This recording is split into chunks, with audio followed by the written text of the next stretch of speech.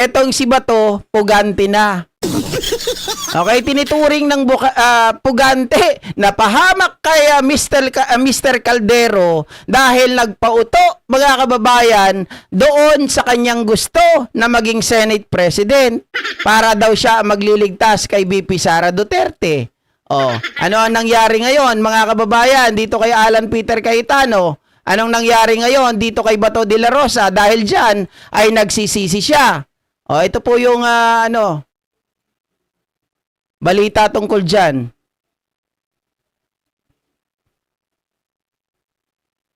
No permanent friends.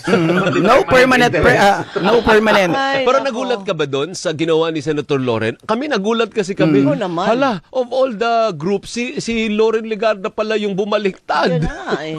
Well, that's true. Sa mga partisan response to katulad growing natin, cons ako rin, hindi ko currently masasabing hindi ako partisan. Briefing? Magugulat ka. Pero mas nagigimbal ako na ganun lang ang trato nila sa Senado.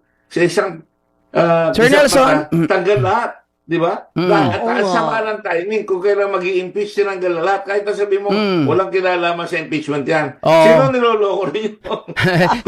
meron sarili yan. nila. Nagpakita pa si Bato Oo. on the day Ah. na sabi yung articles of impeachment Oh. on the day na magkakaroon sila ng reorganization. So wala silang pwedeng lokohin. Nakikita ng tao yan. Correct. Sabihin pa ni Senate President Alan Peter Cayetano na walang kinalaman, obvious naman na meron. Di ba, Sende? Obvious yun. Wala silang maloloko. DDS lang ang maloloko nila sa bagay na yan. Na wala daw kinalaman. Nakita mo ngayon, yun ang dahilan kung bakit siya naupo, mga kababayan, ng isang linggo. Yan din ang dahilan kung bakit siya masisipa. Di ba? Si Bato at si Sara, sila ang mga dahilan kung bakit siya nakaupo. Ngayon, siya din ang magiging dahilan or sila din ang magiging dahilan kung bakit siya masisipa. Ang matindi pa dito, mga kababayan, tinuturing na siyang pugante. Oh. Senator Antonio Trillanes o kaya naman po ay si dating Interior Secretary Ben Hur Intelligence Fund. Kung gugustuhin daw po ng gobyerno, makahanap naman po talaga. Senator Bato his warrant. Attorney Nery Colmenares said the government can find Senator De La Rosa with all its intelligence fund. Kung gugustuhin daw po ng gobyerno, makahanap naman po talaga si Senator Bato. Since the senator has now escaped twice, Salamat, how is Rusty. the administration utilizing its resources to hold the senator to account? So sinasabi po pa talaga natin na siya Wait. Ka-GPnatics, totoo ba na Caldero ang papalit kay Cayetano? Si Cayetano po ay si Mr. Caldero. Okay? Wait lang. Ano natin sa mga hindi po nakakaalam? Teka lang. Ganito po kasi yan. Dati, itong si Alan Peter Cayetano, ito na nga, kukwento ko na nga mismo. Kukunin ko na lang yung kopya. Baka mahirapan ako, wala akong cheat. Wala akong, mga kababayan, wala akong reference. Hindi ko masyadong saulado. So, ganito kasi yan. Kung bakit tinawag na Mr. Caldero, itong si Alan Peter Cayetano, noon kasi mga kababayan, naalala ko, 2019, okay, Southeast Asian Games na ginawa sa Clark City sa Tarlac. Si Cayetano, yung chairman ng Philippine Southeast Asian Games or PISGOC, okay? Ang galing ng Petra, ibig sabihin Petrang kabayo. Ang galing ng Petra dahil nagpagawa siya ng cool drone, yung nilalagyan mga kababayan, parang ganyan, nilalagyan ng apoy, okay? So, ang nilagay niya doon Caldero, sa halagang 55 million, okay? 55 milyones peso. Por Santo, equals 8 yun, mga kababayan. Equals 8 yun. So, pinag-criticize siya ni Drilon o kung bakit nagpagawa siya ng kaldero ng ganun kamahal. Samantalang walang classroom ang mga bata. 'Di ba? Isang beses lang gagamitin ang nasabing kaldero. Syempre, mga kababayan, kaldero lang 'yun, nagkakahalaga ng 55 million, 'di ba? Lalagyan lang ng Olympic flame. Tapos noon, wala na buong katigasan ng ulong pinag-justify ni Petrang Kabayo Cayetano ang napakamahal na kaldero na kung yung titingnan natin ay magkakahalaga lang na ito ng siguro sabihin natin milyon pero hindi milyones, 'di ba? Hindi 55 milyones. Otherwise speaking, malaki ang kinita na naman ng kung sino diyan. Sino pa ba? Si Cayetano, 'di ba? Si Petrang Cayetano o si Caldero. Dahil sa sobrang kritisismo, nagsisinungaling na naman si Petra na pribadong pondo raw ang ginamit sa kaldero pero walang maniniwala sa kanya. Yan ang dahilan kung bakit nakakabit na ang kaldero sa kanyang pangalan na Alan Peter Caldero Cayetano. Na bagay naman at parang pangalan ng Meksikanong pistolero. Ano kayang nangyari sa kaldero ngayon? Ewan ko, baka kinakalawang na, nabubulok na o binenta na per kilo. Yan po yung kwento ni Mr. Caldero Cayetano, mga kababayan. Okay? So, hindi po si si Cayetano at Mr. Caldero ay isa lang po yan. So, kung dyan, makikita natin na ginajustify niya yung 8 na kaldero equals to 55 milyones. Maniniwala ka ba na wala siyang kinita dito? 'Di ba? Maniniwala ka ba na 55 milyones 'yon? 8 kaldero na ginawang cauldron para paglagyan lang ng Olympic flame? 'Di ba? Kaya maraming nagsasabi mga kababayan na itong si Alan Peter Cayetano ay talagang matagal na, magna. tumakas. Sa unang pagkakataon, nung nabanggit po ni Ombudsman Remulla na may warrant of arrest, ito naman po ay hindi pa nasa sa publiko. So, hindi naman natin masasabing siya'y tumakas, kundi siya'y nagtatago lamang. Nung una para to, sa nung una. Hindi siya maabot ng kamay ng batas. Oo, pero ngayon iba Sa na. pangalawang pagkakataon, maaari nating sabihin na siya talaga Oo. ay tumalilis dahil nabanggit na may warrant of arrest na inisyo ang ICC. Okay. Nakita naman po niyo kung paano magtrabaho ang ehekutibo. Mhm. At siguro ang dapat lang mangyari dito ay wag natin pabayaan ang may mga masamang balak na paligtasin ang dapat na managot. Mhm. And ma'am, the OSG also gave a strong worded comment that a sitting senator running away from the very courts that he's seeking relief from should be denied of his pleas. We understand Malacanang leaves all opinions to the courts, but doesn't the palace see a need for a stronger stance, especially now that this has reached international traction? Kita-kita po natin kung ano mismo ang binanggit ng OSG. Nabanggit na sa ngayon ay tinuturing na isang pugante itong si Senator Bato de la Rosa.